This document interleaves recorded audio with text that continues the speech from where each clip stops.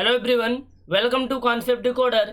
Guys, इस वीडियो में हम डिस्कस करेंगे यदि आप मध्य प्रदेश से हैं, आरजीपीवी यूनिवर्सिटी के किसी भी कॉलेज से आप स्टडी कर रहे हैं, तो सेमेस्टर थर्ड में आपका क्या क्या सिलेबस रहने वाला है, किस किस सब्जेक्ट को आप स्टडी करेंगे और इनमें से कौन से ऐसे सब्जेक्ट हैं जो आप कंप्लीट होने के बाद एमपीपीएससी असिस्टेंट इंजीनियर, गेट और ईएससी के लिए बहुत ही इंपॉर्टेंट होने वाले हैं, उस पर भी हम बात करेंगे। तो आपका जो पहला सब्जेक्ट है M3 मैथमेटिक्स 3, M1 और M2 आप पढ़ चुके हैं और सेमेस्टर थर्ड में आप M3 पढ़ेंगे। मैथमेटिक्स के अलावा जो आपकी सब्जेक्ट है गाइज, वो है कंस्ट्रक्शन मटेरियल, यानी बिल्डिंग कंस्ट्रक्शन मटेरियल। आप समझ लीजिए, इसको बिल्डिंग मटेरियल के नाम से भी जाना जाता है।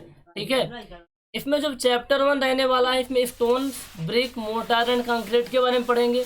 चैप्टर 2 में timber, glass, steel and aluminium के बारे में पढ़ेंगे। ऐसे बहुत सारे चैप्टर हैं। कहने का मतलब है उनमें आप वो सब्जेक्ट जितने भी बिल्डिंग में मटेरियल यूज किए जाते हैं बिल्डिंग को कंस्ट्रक्शन करने के लिए, उन सारे मटेरियल के बारे में आप पढ़ने वाले हैं। ठीक है, अगला सब्जेक्ट आपका रहने वाला है सर्वेइंग। अगला सब्जेक्ट आपका रहेगा सर्वेइंग।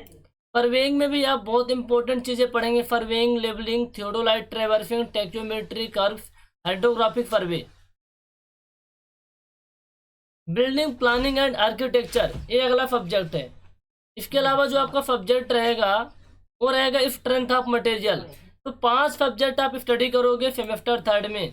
5 सब्जेक्ट। पहला रहेगा आपका मैथमेटिक्स। पहला क्या रहेगा? मैथमेटिक्स। दूसरा रहेगा strength of material, building material, surveying, building planning and architecture.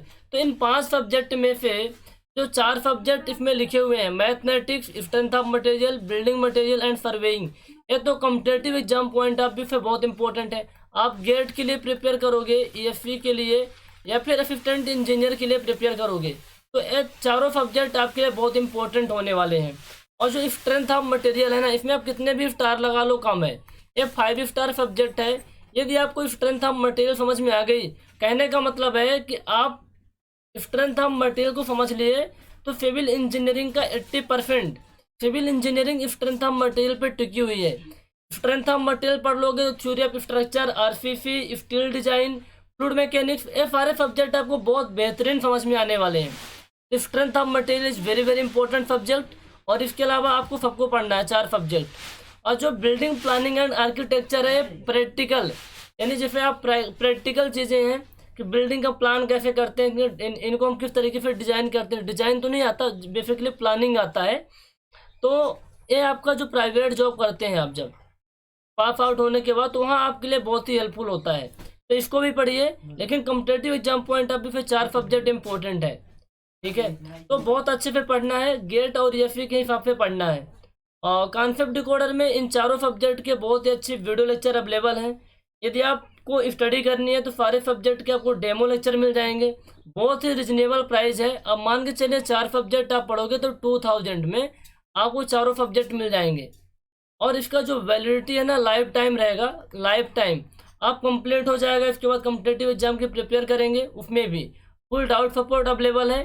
किसी भी तरीके की क्वेरी है आपके मन में इसको परचेस करने से रिलेटेड, तो 9340888429 पे आप कॉल या व्हाट्सअप कर सकते हैं। डिस्क्रिप्शन में नंबर भी दिया गया है, वहाँ से भी नंबर ले सकते हैं। और मैं नंबर लिख दिया हूँ 9340888429। तो चारों subject competitive exam point of view से बहुत इंपॉर्टेंट है। चाहे आप गेट के लिए तैयारी करो, ईएससी के लिए, एसएससी, जेईई, एई, कोई सा भी एग्जाम हो सिविल इंजीनियरिंग का, तो चारों सब्जेक्ट इंपॉर्टेंट है। ठीक है, इनको बहुत अच्छे से पढ़ाई करनी है आपको। Thank you so much, have a nice day.